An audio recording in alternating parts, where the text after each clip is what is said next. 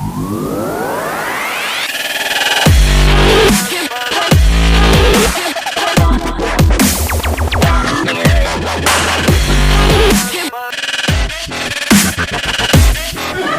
there are some terrible people in the world, aren't there, right?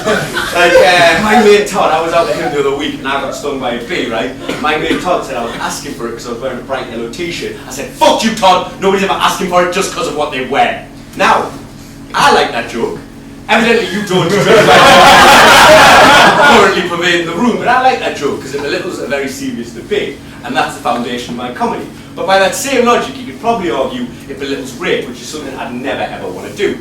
But as a man, I don't think I'm entitled to make that decision. I think that should always lie with a woman. So what's your name? Hannah. Hannah, pleasure to meet you. My name's Raul. I'm just going to ask you a very simple question of whether you thought it was funny or not. Did you think it was acceptable? You say yes, it means it doesn't belittle rape. I can keep using that joke. You say no, it means it does belittle rape. I will never use that joke again. I won't take the piss out of you. Yes or no, Hannah? I was still laughing at the Steve Bannon joke.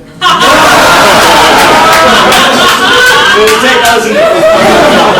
I'll never use that joke again. See, consent, it's not that fucking hard, is it?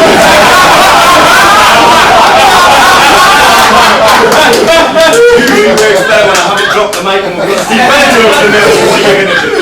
But yeah, that's quite it's quite a close to the bone subject, and sexual assault, racism, a very sort of divisive, hard to digest subject. So we'll move on to something a bit easier before I leave. Let's talk about ISIS! Yay!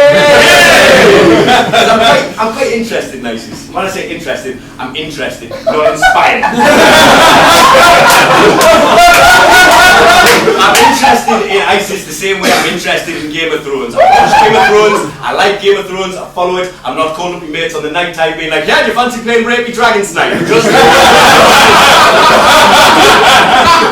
I find ISIS quite interesting because I think they've come from nowhere, and I think the best way I can describe terrorism at the minute is through the analogy of the Premier League. Because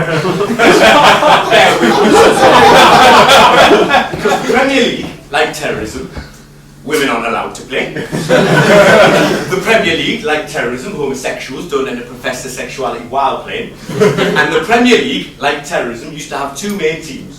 Arsenal / the Taliban, who lost their status after a series of their best terrorists joining better paid networks. There was also Manchester United / ISIS, Manchester United / Al-Qaeda, who lost their status after a series of their best, I've completely fucked up that joke entirely.